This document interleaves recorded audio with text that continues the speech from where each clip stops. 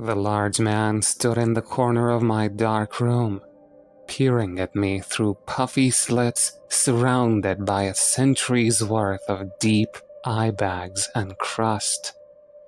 Every breath his ancient body took was accompanied by loud wheezing, and the occasional band of elastic spittle dripped from a bulbous head, which was 2, maybe 3 times the size of a normal man's man-shaped pillows. I estimated his height to be close to 7 feet, despite his Quasimodo-esque hunch, likely meaning his true size was much larger. Grease-covered, meaty hands hung limply at his sides, and long, jagged nails conjured images of him tearing into flesh and bone with ease. I cowered from the monstrous figure by my bedside, calculating how fast I could get the door open before he could move his hulking frame to drag me into the deepest pits of hell. We were at a stalemate. We analyzed each other for an uncomfortably long time, neither daring to make a move. There was an unspoken agreement that the first action of this encounter would set the stage for every succeeding event. I couldn't die here. A simple twitch of my foot in preparation for the sprint of my lifetime set this dark play into motion. His eyes grew to the size of baseballs, with pinpoint black dots tracking my every move. In hopes of creating some distance, I flung my bedsheets toward him, rolled to my knees, and scrambled forward like a frightened dog, hoping to escape. A primal scream erupted from my throat as I reached for the doorknob, my fingers barely touching it before I felt a sticky, warm feeling on my calf. I spun around and saw the man's hand had entirely wrapped around my leg like an anaconda suffocating its prey. Try as I might to kick the hand off of me, the immense strength of the homunculus was far beyond what the elderly appearance would suggest. The man's beak-like nose seemed to hone in on me, frantically wiggling in the air while he took in large sniffs in rapid succession. His disproportionately long arm creaked as it dragged me toward him. I scraped the carpet until my nails bled, kicking and screaming like a desperate animal caught in a bear trap. A deep sound rumbled from the man that resembled a slow laugh. Finally, he brought me to him. His face was adorned with a large smile, filled with hundreds of crooked yellow teeth. For a moment, he simply looked me over. It felt like he could see every cell in my body, and then he stopped. The man grabbed me by the shoulders and dropped me onto my bed. Again, I tried to run for the door, and again, I was dragged backward. This time, he made sure to slam me against the wall before placing me back on my bed as punishment for trying to run. This time, he put his hulking frame in the path, and then he spoke. He was slow and methodical. His voice was gruff, and his throat almost sounded as if full of sores, but it was still clear. You called for me. What? I said, holding back tears and an oncoming panic attack. The man puffed, stepped back, and pointed a long, crooked finger toward the ground. You call for me. Here. I am here. Again, I shook my head and eked out a weak, "No, I didn't. He stomped his foot, turned around, and made a harsh gurgle before turning back with his hands together in the form of a prayer. You call for me. A large smile crept back onto his face. His pupils rolled back into his head as his jaw unhinged from its previous position, and without moving his lips, a voice, almost like a record, came from his gut. And it was, Jesus, it was mine. I was crying. A deep sorrow was evident in every inhale. No wonder. I had been extremely depressed. Things in my life weren't anywhere near what I expected at 32. Financial struggles developed as I slowly saw my hopes and dreams slipping away. I was becoming just another person. Another accidental birth who would eventually melt into the great, gray fog of unremarkable, unimportant boringness. I'd leave no true mark on the world all the while. I'd have to deal with all the pain that came with it, the ever-growing darkness of the news cycle. My friends seemed to be all slipping away. My brother was sick. He didn't tell me with what, but he looked worse every time I saw him. My life was a constant cycle of blah and who cares, doing the same thing over and over and over again, until eventually the grave called with a more permanent routine. And to top it off, I was lonely. A 3-year relationship had ended a couple of months back. I was feeling the pain and bitterness of every moment I had to endure, knowing that despite my efforts, I wasn't good enough for other people. Despite seeing those who were objectively worse people be happy and raise families. Suffice it to say, I was very depressed. I wasn't religious. I left religion a while ago.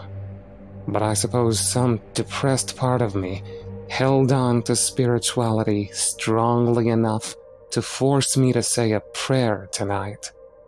The same prayer now coming from this monster's mouth.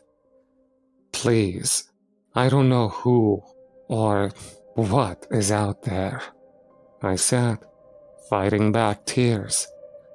I'm doing really bad right now. Very fucking bad. I don't know where I'm going, or if it's even worth heading there. I've tried to be a good man. I haven't always been successful, but damn it, I've tried. If you're up there, please send me something to guide me in the direction I'm meant to go. I don't need to be a billionaire or a CEO. All I'm asking, all I need, is a guardian angel to guide me towards purpose, and maybe, if I'm lucky, a bit of happiness. Please. When my begging ceased, the creature's jaw snapped back into place with a disgusting cracking sound. Its eyes rolled forward to focus on me, and it grinned again. Its smile came with a sudden realization. It took a step back, allowing me to stand, but it was as if my body was filled with concrete. No, I whispered as I shook my head. This was my guardian angel. As if it could hear the thoughts in my head, it gave a slight nod, turned its hulking frame, and walked out the door, somehow pulling its massive body through the relatively small doorway. I stood and watched it walk away, hoping it would never return. But all it took was a glance back from the angel for me to know that it wanted me to follow, and so I did. He walked out to the street and down the sidewalk. A quick look at my phone showed me it was close to 2 a.m. The odd car would pass by, but none so much as slowed down when passing the angel and I. I let it lead me to wherever it needed us to go. Neither of us spoke. We walked for what felt like over an hour, until we finally reached a foul-smelling canal. The angel pointed a crooked finger down. I stood at the canal's edge, heart pounding against my chest. Something was down there, but my mind refused to acknowledge it. When I finally mustered the courage to use the flashlight on my phone, it trembled in my hand. There, laying perfectly still, was a man. His face appeared swollen, his puffy neck pulled to an unnatural angle, and what seemed to be the protrusions from broken bones poked through his clothes. I'd never seen a dead body before, and even so, it wasn't the shock of that moment that truly made my skin crawl. No, when I shone a light onto the man's face, I saw that he was me. How could this be possible? I wasn't dead. I hadn't done any of the things I had thought about last night, had I? Was all of this some sort of hallucination? No, this can't be right. This can't be me. How could I be dead? I'm standing right here. I yelled at the angel. This has to be some kind of misunderstanding, or an awful nightmare. I turned to the angel, expecting some kind of answer, but all I got in return was that horrible, wide smile. Say something, damn it! I'm not dead! I shouted, furious at what the angel had shown me. It had to be some sort of trick or hallucination it was inducing. Stop smiling! I'm not dead! I am not dead! The angel took a slow step toward me, and I backed up. It took another step. This time I stumbled. Fear shot through my body. My movements were shaky. I contemplated grabbing a fistful of dirt and throwing it at the creature to distract it while I ran. But thoughts of how that plan had failed back at my apartment flashed through my mind. Maybe if I just turned and ran? Could I go to a friend's house? No. No one was close enough on foot. A police station? None are open at 2 a.m. And besides, I couldn't tell them I was being pursued by an angel from hell. What if I camped inside a convenience store, just until I felt it was safe? I settled on my plan, but the angel had me by the jugular before I could turn and run. It held me in the air as I struggled to breathe. Its smile seemed to be growing more expansive, and its dark pupils now filled the entirety of its sclera. It held me over the edge of the canal, stretching out its arm until I was directly over my own dead body. Get in! It shouted with a visceral hiss. Get in! Its eyes flashed rainbow colors. Get in! Get in! Get in! Get in! It shook me up and down. Your body, your future. It mocked me, unhinging its jaw again and playing back the sound of me crying. I screamed, begging anyone or anything to save me from this demon. I don't want to die, I pleaded. I don't want that future. I just want to be happy. I struggled against the angel, but its ice-cold grip locked me in place. I feared that if it didn't kill me after dropping me into my dead body down there, it would do so by freezing my airway. Despite its cold touch around my neck, I could feel my skin begin to burn. Scorching flames simultaneously appeared from the dead body below. With each passing second, I began to sweat more profusely, every droplet raising the columns of fire toward me. The undeniable sound of maggots crawling over each other to reach soft flesh filled my ears. The unmistakable sight of cockroaches streaming out from under my clothes added a new layer of panic from within. All the while, a rising chorus of sobbing from thousands, no, millions of tortured souls, each experiencing their own version of damnation, played in the background. This was hell. This is what awaited me in death. What felt like hours rolled by, until finally I felt solid ground under my feet. The fire was gone. The insects had left my body. All I experienced was the cool air, and the angel looked down on me. This time it was frowning. Again, it spoke, this time in a voice I hadn't heard before. This one was soft and caring. "You don't want to die yet, do you, my child? You want happiness and love?" I tried to speak, but no words came, so I simply shook my head. The angel nodded. "You are loved, my child. We are watching over you." For a moment, I swore I could see the outline of white wings extending behind it. It took a step toward me and placed a hand on my forehead. For a long moment, I felt bliss, like I hadn't since I was a young boy. It was true peace. The world opened up. Boundless opportunity and energy were before me. I felt the good of humanity and the most profound urge to share that goodness. There was nothing I could do but smile at this indescribably beautiful feeling. And then, the cold blade of reality pierced through the bliss. I saw pain, suffering, and sorrow. In an instant, I experienced the slow fall of humanity. The beginning of the end seemed simple enough.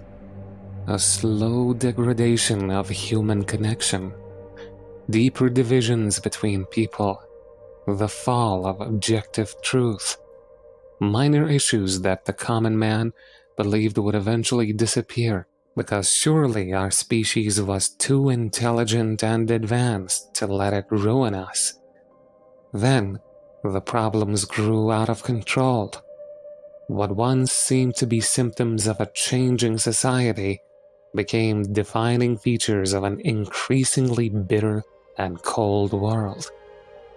All the while, the degradation of our planet, the dwindling of our resources, and the species who opted toward acts of violence over coming together to find solutions, primarily because they couldn't agree on the fundamental issues or causes at hand, led us to wars.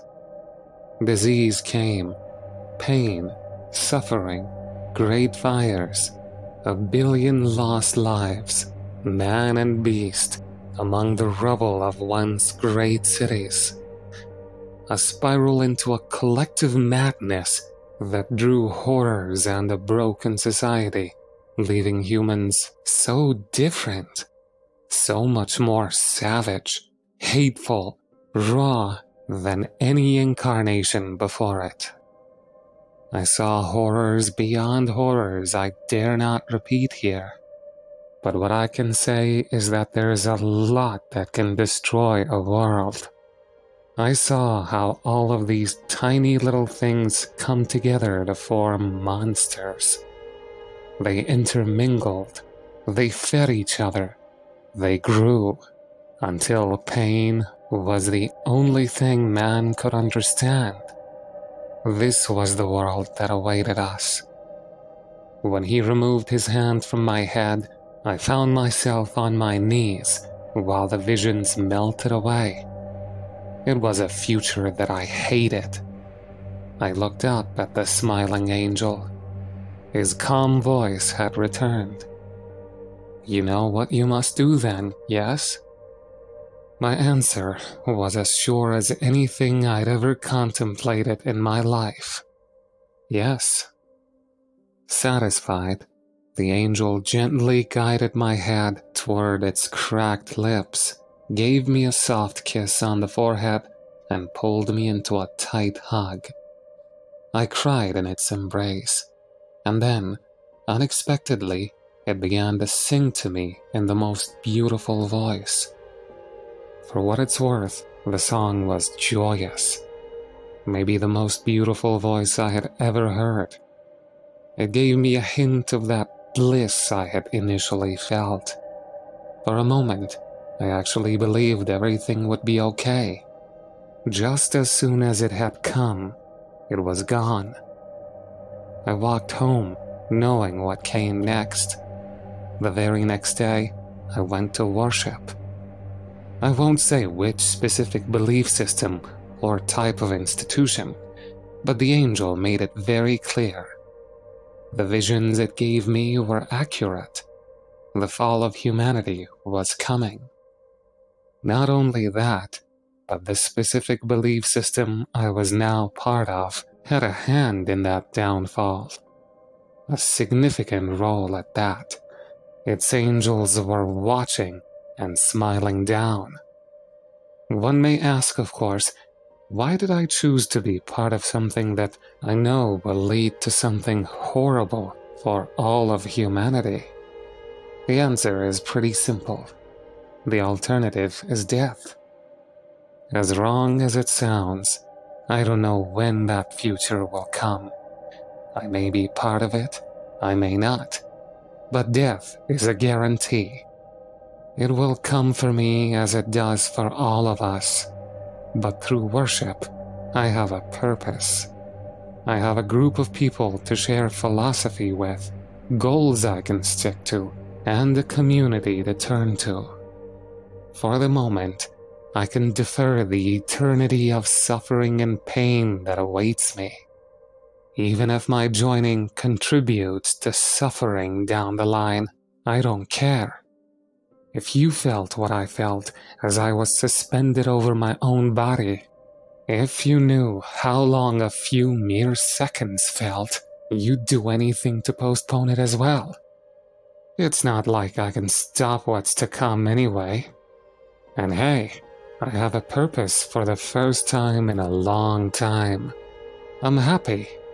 Even met a woman. Ultimately, I choose to take the wins where I can, and control what I can within my own life, and that's what's good enough for me.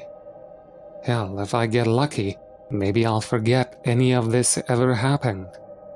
However, writing this out seems counterintuitive to that goal. But perhaps that's why I'm doing it. Maybe part of me believes I shouldn't forget. I don't know. All that said, there's another significant change in my life. I can still feel my angel watching me sometimes, often with more than one pair of eyes, as if he isn't the only thing from the darkness peering into the hearts of men, guiding them in such a way beyond our grasp. I still wonder just why they do it. For entertainment? For curiosity? Whatever the reason, when I'm alone in the dark, I always keep my eyes shut until the sun illuminates every corner of my room.